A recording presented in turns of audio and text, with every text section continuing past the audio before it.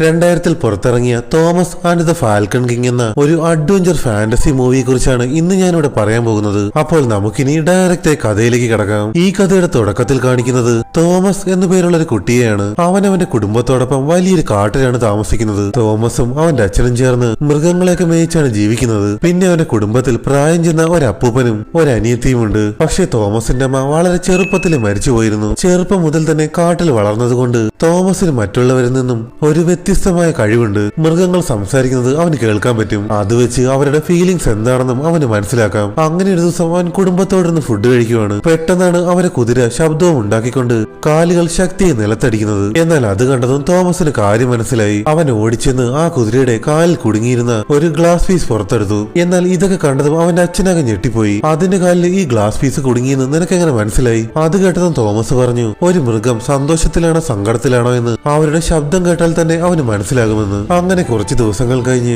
Thomas കാട്ടിലൂടെ നടന്നു പോകുമ്പോഴാണ് ഒരു കൂട്ടിൽ നിന്നും പരുന്ത് കുഞ്ഞുങ്ങളുടെ സൗണ്ട് അവൻ കേൾക്കുന്നത്. സൗണ്ട് കേട്ട സ്ഥലത്തേക്ക് അവൻ ചെന്ന് ആ പരുന്ത് കുഞ്ഞുങ്ങൾക്ക് ഫുഡ് കൊടുത്തു. പെട്ടെന്നാണ് ഒരു കറുത്ത കാക്ക അവരെ ആക്രമിക്കാനായി വരുന്നത്. അത് കണ്ട തോമസ് ഒരു കല്ലെടുത്ത് അതിനെ എറിഞ്ഞോടിച്ചു. എന്നിട്ട് അവൻ പിന്നെയും കാട്ടിലൂടെ നടന്നു പോകുമ്പോഴാണ് വീഗൻ എന്നു പേരുള്ള ഒരു വേട്ടക്കാരനെ അവൻ കാണുന്നത്. അയാൾ ഒരു പരുന്തിനെ വലയിൽ കൊടുക്കാൻ ശ്രമിക്കുവാണ്. എന്നാൽ ഇത് കണ്ട തോമസ് ഒരു വിസിലടിച്ച് ആ പരുന്തിനെ അവിടുന്ന് ഓടിച്ചു വിട്ടു. അന്ന് രാത്രിയായതും തോമസിന്റെ അച്ഛൻ അവനോട് പറഞ്ഞു, ഈ രാജ്യത്തിലെ രാജാവിന്റെ ക്രൂരത ദിനംപ്രതി കൂടിക്കൊണ്ടിരിക്കുവാണെന്ന്. അപ്പോഴാണ് അവന്റെ അപ്പൂപ്പൻ അവനോട് പറയുന്നത്, നാളെ പ്രിൻസസ് റോമിനയുടെ ബർത്ത്ഡേ ആണ്. അവള് നിന്നേക്കാൾ 2 വയസ്സ് മൂത്തതാണ്. പക്ഷെ നിങ്ങൾ രണ്ടുപേരും ജനിച്ചത് ഒരേ ഡേറ്റിലാണ്. അതിനുശേഷം മുത്തശ്ശൻ അവനോട് ഒരു പഴയ കഥ പറയാൻ തുടങ്ങി. ഒരിക്കൽ രാജാവ് ഒരു വലിയ ചതുപ്പിൽ കുടുങ്ങിപ്പോയി. അപ്പോൾ ഒരു പരുന്ത് വന്ന് അയാളുടെ ജീവൻ രക്ഷിച്ചു. തന്നെ രക്ഷിച്ച ഈ ഒരു പരുന്തിനെ തിരിച്ചറിയാനായി രാജാവ് അപ്പോൾ തന്നെ അതിന്റെ കഴുത്തിൽ ഒരു രാജമുദ്ര പതിപ്പിച്ചു. അതുകൊണ്ട് തന്നെ ഇപ്പോഴും രാജാവ് ആ പരുന്തിനെ തിരയുവാണ്. അങ്ങനെ അവരെല്ലാവരും ഇങ്ങനെ സംസാരിച്ചുകൊണ്ട് നിൽക്കുന്ന സമയത്താണ് അവരുടെ കുതിരകളെ കുറച്ച് ചെന്നായ്ക്കൾ ആക്രമിക്കുന്നത്. ചെന്നായ്ക്കളെ ഓടിച്ചുവിടാനായി നായകന്റെ അച്ഛൻ അങ്ങോട്ടേക്ക് പോയതും ആ ചെന്നായ്ക്കളെല്ലാം കൂടി നായകന്റെ അച്ഛനെ ആക്രമിച്ചു കൊന്നു. സ്വന്തം അച്ഛന്റെ മരണം കൺമുന്നിൽ കണ്ട തോമസ് പൂർണ്ണമായും ആകെ തകർന്നുപോയി. അങ്ങനെ കുറച്ച് ദിവസങ്ങൾ കഴിഞ്ഞ് തോമസ് അവന്റെ അപ്പൂപ്പന്റെ അടുത്തേക്ക് ചെന്ന് സങ്കടത്തോടെ പറഞ്ഞു, ഇപ്പോൾ നമ്മൾ വളർത്തുന്ന എല്ലാ മൃഗങ്ങളും ഉടനെ രാജാവിന് സ്വന്തമാകും.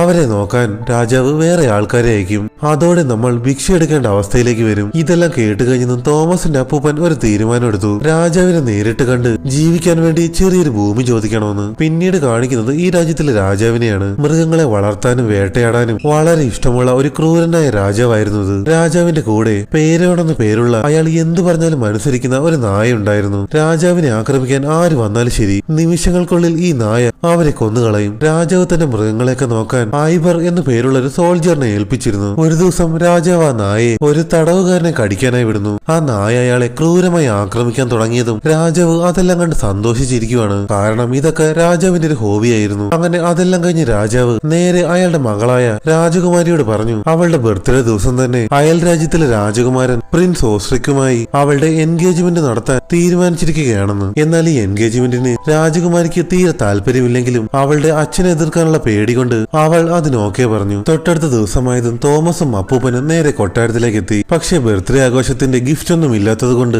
സെക്യൂരിറ്റി അവരെ അകത്തേക്ക് കയറ്റിവിട്ടില്ല. അപ്പോഴാണ് തോമസിന് ഒരു ബുദ്ധി തോന്നുന്നത്. ആരും കാണാതെ ഒരു വലിയ വണ്ടിയുടെ പിന്നിൽ മറിഞ്ഞ് രണ്ടുപേരും കൊട്ടാരത്തിനുള്ളിലേക്ക് കടന്നു. എന്നാൽ വണ്ടിയുടെ അകത്തിരിക്കുമ്പോഴാണ് തോമസ് അവിടെ ചെറിയൊരു എലിയെ കാണുന്നത്. എന്തോ അതിനെ കണ്ടതും അതാകെ പേടിച്ചിരിക്കുവാണെന്ന് അവന് മനസ്സിലായി. അതുകൊണ്ട് തന്നെ അവൻ ആ എലിയും എടുത്ത് അവന്റെ കൂടെ കൊണ്ടുപോയി. എന്നിട്ട് അവൻ അകത്തേക്ക് ചെന്നപ്പോഴാണ് അവിടെ ആ കാഴ്ച കാണുന്നത്. മുൻപ് തടവിലാക്കിയിരുന്ന ലോഡ്വിക് എന്നയാൾ ഇപ്പോഴും അവിടെ തന്നെ വേദനയോടെ കിടക്കുകയാണ്. അവൻ അയാളുടെ അടുത്തേക്ക് ചെന്ന് അയാളെ നോക്കി നിൽക്കുമ്പോഴാണ് പെട്ടെന്ന് അവന്റെ അപ്പൂപ്പൻ വന്ന് അവനെ അവിടുന്ന് വിളിച്ചുകൊണ്ട് പോകുന്നത്. അങ്ങനെ രണ്ടുപേരും കൂടെ മുന്നോട്ട് പോയപ്പോഴാണ് രാജാവിന്റെ മൃഗങ്ങളെ നോക്കുന്ന ഐബർ എന്ന് പറയുന്ന സോൾജിയറെ അവർ കാണുന്നത്. ഐബറിനോട് അവന്റെ അപ്പൂപ്പൻ സംസാരിച്ചതും അപ്പൂപ്പനെ മാത്രം അകത്തേക്ക് കയറ്റിവിടാൻ ഐബർ അനുവദിച്ചു.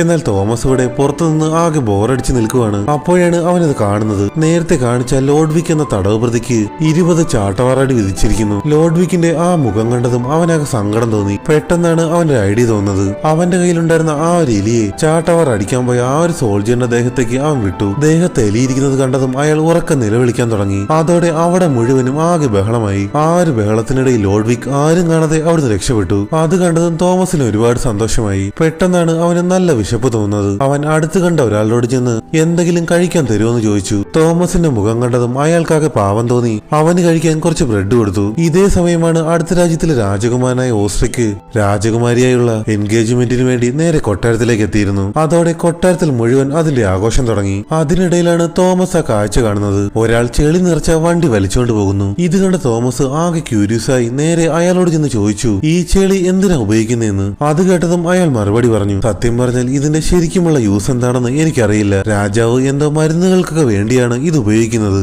ഇതേ സമയം ഇവിടെ കൊട്ടാരത്തിന്റെ മറ്റൊരു ഭാഗത്ത് ഐബറും അവന്റെ കൂടെയുള്ള ആളും ചേർന്ന് അപ്പൂപ്പന്റെ കയ്യിലുള്ള സാധനങ്ങളെല്ലാം മോഷ്ടിക്കുകയാണ്. എന്നാൽ അവരുടെ ബാഗ് തുറന്ന് നോക്കിയപ്പോൾ അതിൽ ഒന്നുമില്ലാത്തത് കൊണ്ട് വേറെ വഴിയില്ലാതെ ഐബർ അപ്പൂപ്പനെയും കൊട്ടാരത്തിലേക്ക് കയറ്റിവിട്ടു. ഇതേ സമയം ഇവിടെ തോമസ് നിൽക്കുന്ന സ്ഥലത്ത് ഒരു സോൾജറിന്റെ കൈതട്ടി അറിയാതെ അവിടെയെല്ലാം തീ പിടിക്കുന്നു. ഇത് കണ്ട ചെളി വലിച്ചോണ്ട് പോയിക്കൊണ്ടിരുന്ന ആ ഒരു കുതിര പേടിച്ച് കൺട്രോളില്ലാതെ ഓടാൻ തുടങ്ങി. ആ കുതിരവണ്ടിയിലിരുന്ന തോമസ് സ്ലിപ്പായി ചെളിയിൽ വീണതും കുതിര ചെളിയിൽ വീണ അവനെ വലിച്ചുകൊണ്ട് ഓടാൻ തുടങ്ങി. അങ്ങനെ കുതിര ഓടിച്ചെന്ന് കയറിയത് കൊട്ടാരത്തിനകത്ത് രാജകുമാരിയുടെ ബർത്ത്ഡേ പാർട്ടി നടക്കുന്ന സ്ഥലത്തായിരുന്നു. കുതിര കറക്റ്റായി അവിടെ വന്ന് നിന്നതും ചെളി മറിഞ്ഞ് അവിടെയെല്ലാം വീണു. രാജാവും രാജകുമാരിയും അടക്കം അവിടെയുള്ള എല്ലാവരും ഇത് കണ്ട് ആകെ ഷോക്കായി നിൽക്കുവാണ്. രാജകുമാരി പതിയെ അവന്റെ അടുത്തേക്ക് ചെന്നതും ചിരിച്ചുകൊണ്ടവൻ രാജകുമാരിയോട് പറഞ്ഞു ഹാപ്പി ബർത്ത്ഡേ എന്ന്. എന്നിട്ട് അവൻ പറഞ്ഞു ഇന്ന് എന്റെയും ബർത്ത്ഡേ ആണെന്ന്. അത് കേട്ടതും രാജകുമാരിക്ക് ആകെ ചിരി വന്നു. അവൾ ചിരിച്ചുകൊണ്ട് അവനെ വിഷ് ചെയ്തു. പെട്ടെന്നാണ് എല്ലാരും ഞെട്ടിച്ചുകൊണ്ട് അവർ രണ്ടുപേരും ആ ചെളിയിൽ നിന്ന് ഡാൻസ് ചെയ്യുന്നത്. അത് കണ്ട് കൊട്ടാരത്തിലുള്ളവരെല്ലാം ആകെ ഷോക്കായി നിൽക്കുമ്പോഴാണ് രാജാവ് മുന്നോട്ട് വരുന്നത്.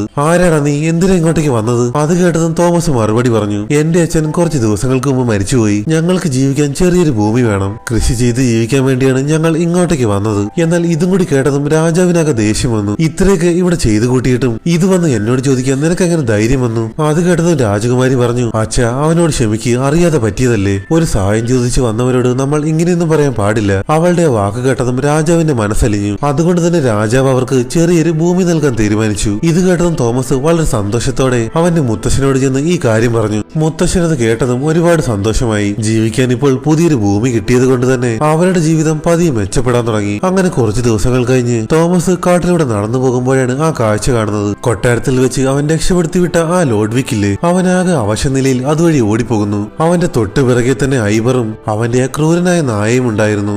ഐബർ തോമസിനെ കണ്ടതും അവനോട് ചോദിച്ചു, ലോഡ്വിക്ക് ഇതുവഴി വല്ലതും പോയോന്ന്. അത് കേട്ടതും തോമസ് അവനോട് കള്ളം പറഞ്ഞു, ഇല്ല, ഇവിടെയെങ്കിലും ഞാൻ ആരെയും കണ്ടിട്ടില്ലെന്ന്. എന്നാൽ ഇത് കേട്ടതും ഐബറിന് കാര്യം മനസ്സിലായി അവൻ കള്ളം പറയുവാണെന്ന്. അവൻ തന്റെ ക്രൂരനായ നായയെ തോമസിനെ ആക്രമിക്കാനായി പറഞ്ഞു വിട്ടു. പക്ഷെ തോമസിന് ആ നായയെ കണ്ടിട്ട് ഒട്ടും പേടി തോന്നിയില്ല.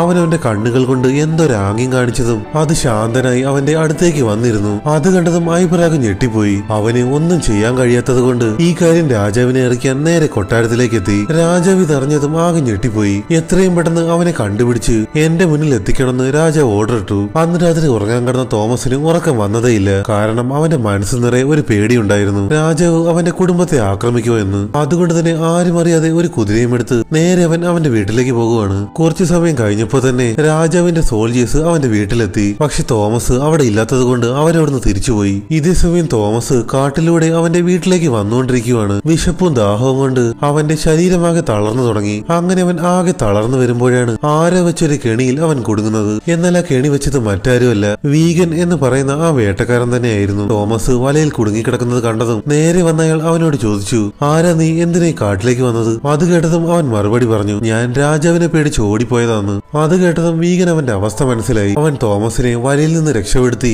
അവനെ അവന്റെ വീട്ടിലേക്ക് കൊണ്ടുപോകാൻ തീരുമാനിച്ചു. അങ്ങനെ വീട്ടിലേക്ക് പോകുന്ന വഴിയാണ് അയാൾ അവനോട് പറയുന്നത് അവനും രാജാവിനെ ഇഷ്ടമല്ലെന്ന്. കാരണം രാജാവ് അവനെ പ്രായമായതുകൊണ്ട് ഒരു ഉപയോഗവും ഇല്ലെന്നും പറഞ്ഞ് ആ രാജ്യത്തു നിന്ന് പുറത്താക്കിയതാണെന്ന്. അങ്ങനെ നടന്ന് നടന്ന് വീഗന്റെ വീടെത്തി. അപ്പോഴിതാ വീഗന്റെ വീട്ടിൽ നിന്നും ഒരു ദ്വാർഫ് പുറത്തേക്ക് ഇറങ്ങി വരുന്നു.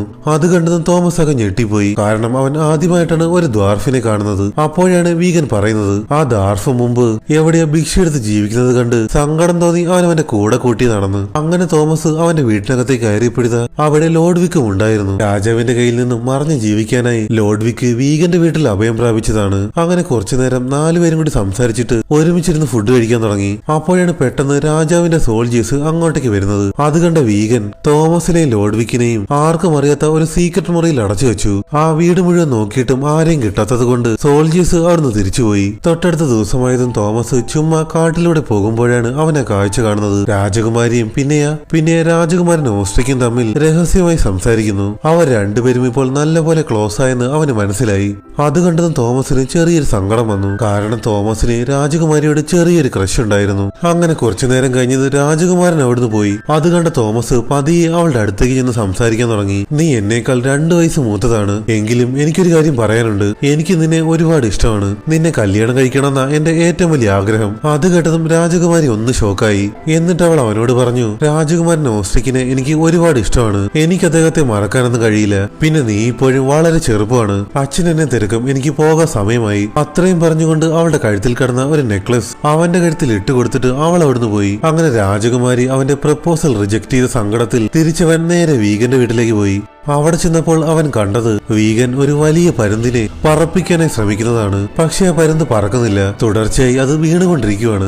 അത് കണ്ട് വീഗൻ ആകെ ദേഷ്യം വന്നിരിക്കുകയാണ്. അപ്പോഴിതാ തോമസ് പതിയെ മുന്നിലേക്ക് വന്ന് ഒരു വ്യത്യസ്തമായ ശബ്ദമുണ്ടാക്കി. അത് കേട്ടതും ആ പരുന്ത് പെട്ടെന്നൊരു റിയാക്ഷൻ കാണിച്ച് ചിറകടിച്ച് പതിയെ പറക്കാൻ തുടങ്ങി. അത് കണ്ടതും വീഗനങ്ങ് ഞെട്ടിപ്പോയി. കാരണം അവൻ ഇത്ര ട്രെയിനിങ് കൊടുത്തിട്ടും പറക്കാത്ത ആ ഒരു പരുന്തിനെ അവൻ എങ്ങനെയാണ് ഒറ്റ സെക്കൻഡ് കൊണ്ട് പറപ്പിച്ചതെന്ന്. തോമസിന് മൃഗങ്ങളോട് സംസാരിക്കാൻ ഒരു അസാമാന്യ കഴിവുണ്ടെന്ന് വീഗൻ മനസ്സിലാക്കി. ഇവന്റെ ഈ ഒരു കഴിവ് ഉപയോഗിച്ച് രാജാവിന് മുന്നിൽ പ്രീതി പിടിച്ചു പറ്റാമെന്ന് അവൻ മനസ്സിലാക്കി. അതുകൊണ്ട് തന്നെ വീഗൻ പെട്ടെന്ന് ആ പരുന്തിനെ ഒരു കൂട്ടിലാക്കി നേരെ കൊട്ടാരത്തിലേക്ക് പോകാൻ തയ്യാറായി. ഇതിന്റെ ഇടയിൽ കൊട്ടാരത്തിൽ വന്ന് തോമസിന്റെ അപ്പൂപ്പൻ രാജാവിനോട് കരഞ്ഞു പറഞ്ഞു, എന്റെ കൊച്ചുമകനോട് ക്ഷമിക്കണമെന്ന്. എന്നാൽ രാജാവിന്റെ ദേഷ്യം ഇപ്പോഴും തീർന്നിട്ടില്ലായിരുന്നു. കറക്റ്റ് സമയത്താണ് വീഗൻ ആ പരുന്തിനെ കൊണ്ട് രാജാവിന്റെ അടുത്തേക്ക് വരുന്നത്. രാജാവിന് ആ പരുന്തിനെ കണ്ടതും ഒരുപാട് സന്തോഷമായി. എന്തായാലും നീ വന്നതല്ലേ, ബാ ഫുഡ് കഴിക്കാം. അതിനുശേഷം ഈ പരുന്തിന്റെ സ്പെഷ്യൽ കഴിവുകളൊക്കെ നീ എനിക്ക് കാണിച്ചു തരണം. അതും പറഞ്ഞുകൊണ്ട് രാജാവ് വീഗനെ വിളിച്ചുകൊണ്ട് കഴിക്കാനായി പോയി. എന്നാൽ വീഗൻ വീണ്ടും കൊട്ടാരത്തിലേക്ക് തിരിച്ചു വന്നത് ഐവറിന് തീരെ അങ്ങോട്ട് ഇഷ്ടപ്പെട്ടില്ല. കാരണം വീഗൻ വീണ്ടും കൊട്ടാരത്തിൽ സ്ഥിരമായി കഴിഞ്ഞാൽ അവന്റെ ജോലി പോകുമോ എന്ന് അവന് പേടിയുണ്ടായിരുന്നു. അതുകൊണ്ട് തന്നെ ഐവർ ഒരു പ്ലാൻ തയ്യാറാക്കി. ഒരു പീസ് ബ്രെഡ് എടുത്ത് അതിൽ കുറച്ച് വിഷം പുരട്ടിയ ശേഷം ആ പരുന്തിന് ആരും കാണാതെ അവനത് കഴിക്കാൻ കൊടുത്തു. തൊട്ടടുത്ത ദിവസമായതും ആ പരുന്ത് പറക്കുന്നത് കാണിക്കാനായി രാജാവ് വീഗന്റെ കൂടെ നേരെ കാട്ടിലേക്ക് പോയി. പക്ഷെ അപ്പോഴേക്കും ആ വിഷം അതിന് അഫക്റ്റ് ആയി തുടങ്ങിയിരുന്നു. ആദ്യമൊന്ന് ആ പരുന്ത് പറന്നെങ്കിലും കൺട്രോൾ ഇല്ലാതെ നിമിഷങ്ങൾക്കകം അത് താഴേക്ക് വീണ് ചത്തുപോയി. ഇത് കണ്ടതും രാജാവിനൊക്കെ ദേഷ്യം വന്നു. ഇത് കാണിക്കാനാണോ നീ എന്നെ ഇങ്ങോട്ട് കൊണ്ടുവന്നത്? ഇനി മേലാൽ നിന്നെ ഈ രാജ്യത്ത് കണ്ടുപോകരുത്. എത്രയും പെട്ടെന്ന് ഇവിടുന്ന് നാട് വിട്ടണം. അത്രയും പറഞ്ഞ് വീഗനെ അയാൾ പുറത്താക്കി. ഇതെല്ലാം കേട്ട വീഗൻ ആകെ തകർന്നൊരവസ്ഥയിൽ അവിടുന്ന് ഇറങ്ങിപ്പോയി. അങ്ങനെ തിരിച്ച് വീട്ടിലേക്ക് പോകുന്ന വഴിയാണ് അയാൾ രാജകുമാരിയെ കാണുന്നത്. രാജകുമാരി ഇപ്പോൾ വിചാരിച്ചിരിക്കുന്നത് രാജാവിന്റെ ആൾക്കാർ തോമസിനെ കൊന്നെന്നാണ്. അതുകൊണ്ട് തന്നെ അയാൾ രഹസ്യമായി അവളോട് പറഞ്ഞു തോമസ് ഇപ്പോഴും ജീവനോടെ ഉണ്ടെന്ന്. അത് കേട്ട് അവള് ഒന്ന് ഷോക്കായെങ്കിലും തിരിച്ചവൾ മറുപടി ഒന്നും പറഞ്ഞതേയില്ല. ഇതേ സമയം തോമസ് കാട്ടിലൂടെ നടന്നു പോകുമ്പോഴാണ് ഒരു പരുന്ത് എന്തൊക്കെ ശബ്ദമുണ്ടാക്കിക്കൊണ്ട് അവന്റെ അടുത്തേക്ക് വരുന്നത്.